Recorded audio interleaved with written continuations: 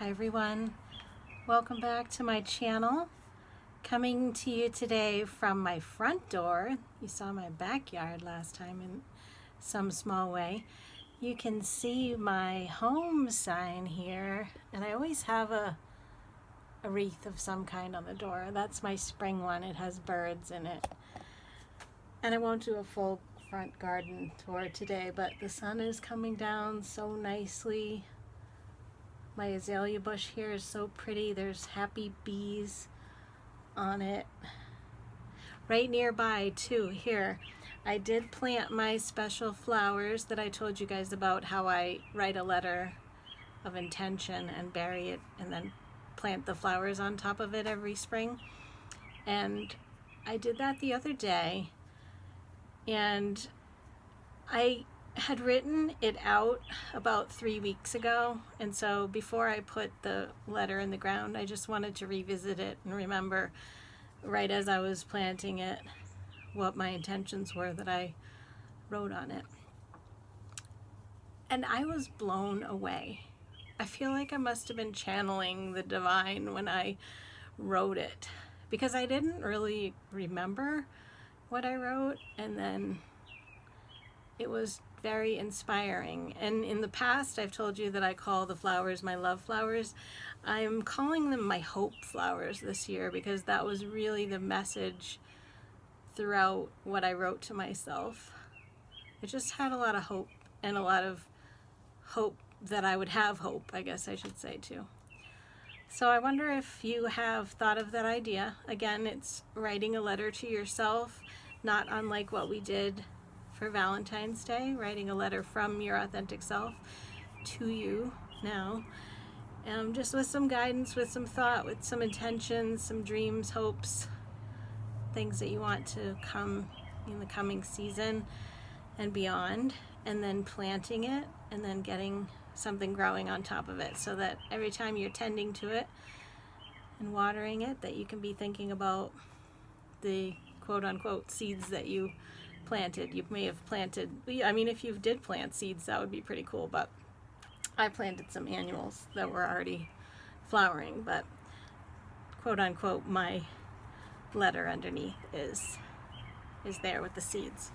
Thank you for joining me. That was kind of a longer intro. I normally say what we're doing here. We're following along with Sarah Ban Breathnach's 2019 edition of Simple Abundance, and it's May 2020.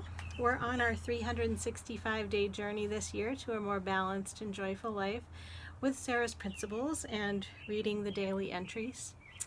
And you guys know we're in the section where we're starting to talk about home. And don't feel bad. I saw a comment saying, I wish I felt more connected to my home. Don't feel bad, and don't lose me on these entries about the home, because we're not only actually talking about the physical home that we live in, we're also exploring home from a soul level. Yesterday's entry was called A Home for the Soul. And I mean, really, that could be your body, actually, right? Your soul's inhabiting this body. I'll read a couple of things that Sarah says. Soulfulness is not necessarily linked to religion. She's quoting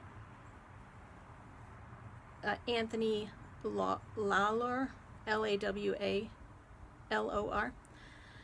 by saying someone may access soul through the prayers, rituals, and scriptures of their faith, but they can also encounter soul in a flavorful stew, the caress of a lover, or the textures of a pine floor.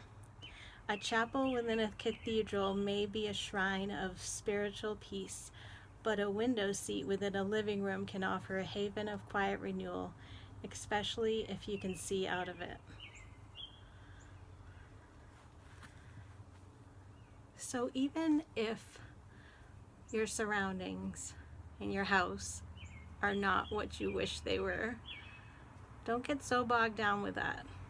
We talked in February about setting up a sacred space, and even if it's just a small little area of your house, that you can have your daily practice of meditation and having your quiet time and reflection, journaling, things like that. If there is a window, I agree with the quote that the window and being able to look out at nature and the critters and everything is just going to add to that level. And what connects you with your soul? What connects you with your soul? Hope you'll share in the comments. The quote goes on to say, the most immediate way of deepening soulfulness in a home is through cleaning and repair. For those of you out there that hate cleaning, you may not like that. But the same author goes on to say, cleaning is an act of discerning what will benefit not only our homes but ourselves. Cleaning blesses our homes and apartments with care, allowing homemaking to become a pathway for soul making. Well, there's a way of rationalizing housework, right? But I can see that. And I wonder, have any of you guys started on your project of tackling one junk drawer yet per day? Or per week, I think it was, but even one per day would be really ambitious. I have not done the drawers yet, but I did start on, I decided, okay, I'm going to do my master bathroom, and it's been a while since I've actually done an insane overhaul on just that one room. So that's what you do. You pick the one room and you do everything on it. I have a neighbor that's coming out.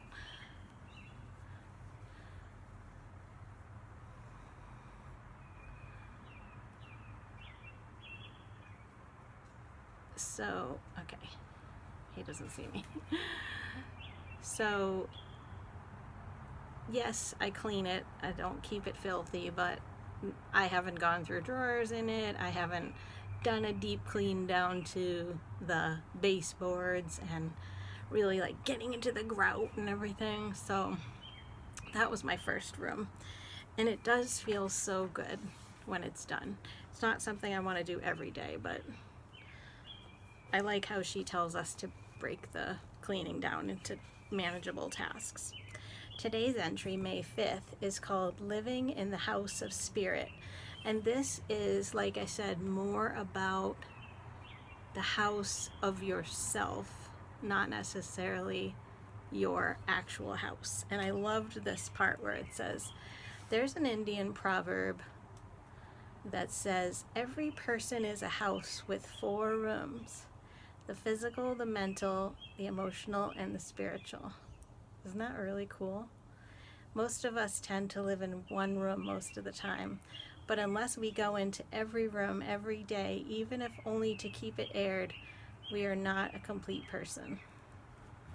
What do you guys think of that? That really made me think. I definitely have thought of the mind, body, soul connection, but I hadn't thought about like living in the 4 rooms of me personally, and then making sure that you go into each one every day. Maybe there's a bit of house cleaning that needs to be done on a spiritual level there, right? In one or all of the rooms. It made me think of something I just wanted to briefly share today. You know, I've mentioned Dr. Wayne Dyer. Love his work. Miss him since he passed on a few years ago. But he has so many books, but a great quick read, and I have it, I actually bought it so that it's on one of my mobile devices, because it's only about 2 hours, the audiobook. It's his 10 Secrets to Success and Inner Peace. I'm just going to list them out here, but I do recommend the book because it's so much good food for thought. Ooh, there was a bee that just came by. Did you guys see that? The bees are so happy. So I'm just going to read these really quickly. I'm not going to go into explanation. Number 1 is have a mind that is open to everything and attached to nothing. Number 2, don't die with your music still in you. Number 3, you can't give away what you don't have. Number 4, embrace silence. Number 5, give up your personal history. Number 6, you can't solve a problem with the same mind that created it. Number 7, there are no justified resentments. Number 8, treat yourself as if you already are what you'd like to be. Number 9, treasure your divinity. Number 10, wisdom is avoiding all thoughts that weaken you. They're very profound, quick little steps, but he goes into explanation on each of them, and I really recommend checking that out. I'll put the information about that book in the box below the video. Thank you so much for being here. If you're just finding my channel, I really hope you'll subscribe. It's great to see the subscription number going up. I'd love the community to grow even further. And I love having your comments and being able to reply. I do reply to everybody. So thank you so much for being engaged in the content and sharing your own insight, because we're all in this together. We're following along with the principles: joy, harmony, beauty, order, simplicity, and gratitude. And within the house that we live in, and within the house of our soul, I guess, if you will, I'm trying to think if probably all of those principles could be within that house of the soul. I love my house, my house, my house. That's why I always adorn the entryway with something nice. But I'm going to be thinking more about the house of my soul from these entries.